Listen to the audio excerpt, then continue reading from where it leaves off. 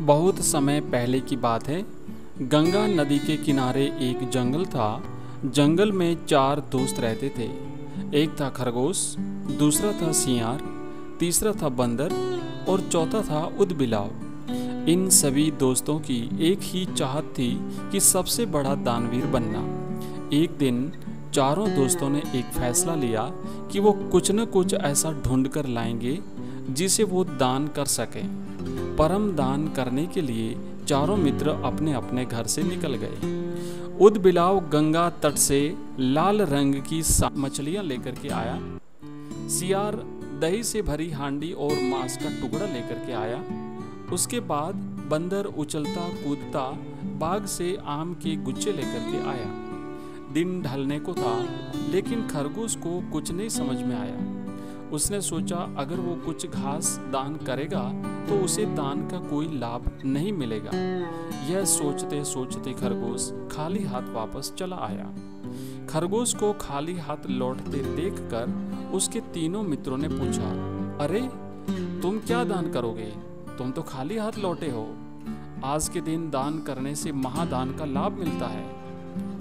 खरगोश ने कहा, हाँ भाई, मुझे पता है, इसीलिए आज मैंने खुद को दान करने का फैसला लिया है। ये बात सुनकर के खरगोश के तीनों दोस्त हैरान रह गए। जैसे ही इस बात की खबर इंद्र देवता को मिली तो वो सीधे धरती पर आ गए। इंद्रदेव साधु का भेष बना करके चारों मित्रों के पास पहुंचे। सबसे पहले सियार, उसके बाद बंदर और फिर ऊदबिलाव ने दान दिया।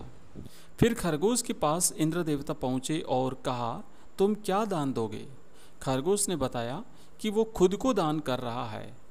इतना सुनते ही इंद्रदेव ने वहां पर अपनी शक्ति से आग जलाई और खरगोश को उसके अंदर समाने के लिए कहा।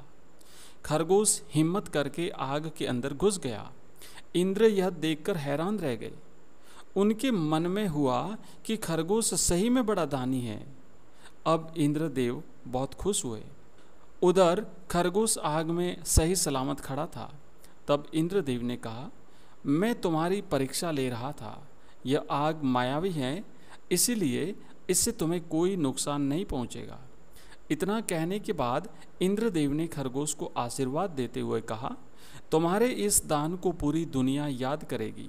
मैं तुम्हारे शरीर का निशान चांद पर बनाऊंगा। इतना कहते ही इंद्रदेव ने चांद में एक पर्वत को मसलकर खरगोश का निशान बना दिया। तब से ही मान्यता है कि चांद पर खरगोश के निशान हैं और इसी तरह चांद तक पहुँचे बिना ही चांद पर खरगोश की छाप पहुँच गई।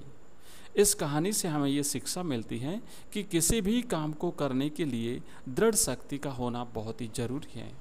इसी प्रकार की और कहानियाँ सुनने के लिए आप हमारे चैनल को सब्सक्राइब कीजिए। Thank you.